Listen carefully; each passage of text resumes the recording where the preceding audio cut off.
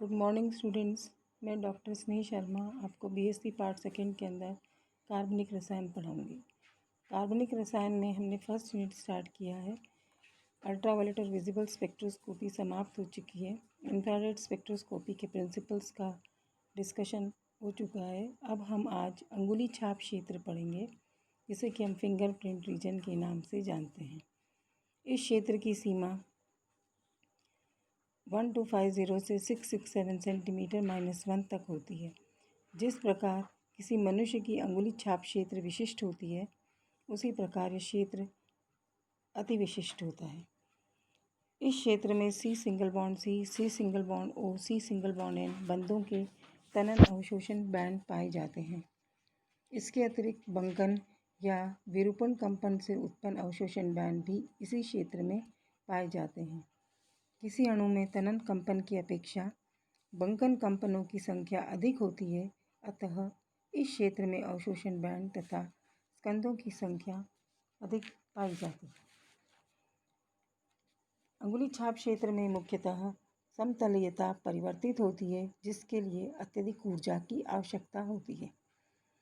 वह ऊर्जा इसी क्षेत्र से प्राप्त होती है, अवरक्त क्षेत्र से प्राप्त नहीं होती। यही कारण है कि जो समूह अपने तनन कंपनों में समतलीयता परिवर्तित करते हैं, इसी क्षेत्र में पाए जाते हैं। इस क्षेत्र की उपयोगिता क्या है? इस क्षेत्र के द्वारा दो ऐसे यौगिकों की पहचान की जा सकती है जिनके लिए 1500 सेंटीमीटर -1 से अधिक वाले क्षेत्र में समान स्पेक्ट्रम प्राप्त होता है, और कोई भी दो या दो से अधिक यौगिकों के मिश्रण से उन सभी यौगिकों की अलग अलग पहचान करने में फिंगरप्रिंट रीजन का सबसे महत्वपूर्ण योगदान है। समान क्रियात्मक समूह वाले यौगिकों के अवशोषण बैंड क्रियात्मक समूह आवृत्ति में लगभग एक जैसे होते हैं, किंतु अंगुली छाप क्षेत्र में आते ही इनमें अंतर स्पष्ट हो जाता है। तो यह थी महत्ता अंगुली छाप क्षेत्र की। अब हम पढ़ेंगे कार्बनिक रसायन में कुछ प्रमुख वर्गों के अभिलाक्षणिक अवशोषण बैंड या characteristic absorption of some important classes of organic chemistry. हम जानते हैं कि इंफ्रारेड स्पेक्ट्रोस्कोपी का सबसे महत्वपूर्ण यूज़ ये है कि हम इससे किसी यौगिक में उपस्थित क्रियात्मक समूह की पहचान कर सकते हैं, और क्रियात्मक समूह की पहचान करके यौगिक की संरचना पता लगाते हैं। तो कौन कौन से वो क्रियात्मक समूह हैं और किस तरह से पहचान की जाती है। OH हम जानते हैं, OH group is present in alcohol, phenol and carboxylic acid. OH alcohol स्वतंत्र 3650 से 3590 सेंटीमीटर -1 पर अवशोषण बैंड देता है।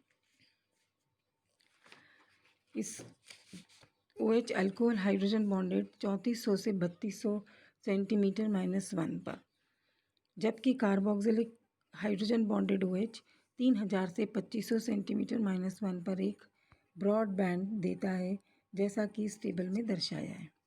अमीन, प्राइमरी अमीन, सेकेंडरी अमीन और टर्शरी अमीन। प्राथमिक अमीन, द्वितीयक अमीन, तृतीयक अमीन। प्राथमिक अमीन के लिए दो बैंड 3500 से 3200 सेंटीमीटर -1 पर, सेकेंडरी अमीन के लिए 3500 से 3200 सेंटीमीटर -1 पर एक बैंड, और टर्शरी अमीन कोई बैंड प्रदर्शित नहीं करती। अल्डिहाइड 1740 से 1720 पर सेंटीमीटर -1 पर अवशोषण बैंड देता है, जबकि कीटोन 1725 से 1705 पर अवशोषण बैंड देता है। अल्फ़ा बीटा असंतृप्त ketone C double bond C single bond C double bond O 1685 से 1665 सेंटीमीटर -1 पर। एसिडमाइड CONH2 1700 से 1650 सेंटीमीटर -1 पर। नाइट्राइल यानी C ट्रिपल बॉन्ड N 2280 से 2200 सेंटीमीटर -1 पर। नाइट्रो यौगिक 1570 से 1500 और 1380 से 1300 पर दो बैंड दर्शाते हैं।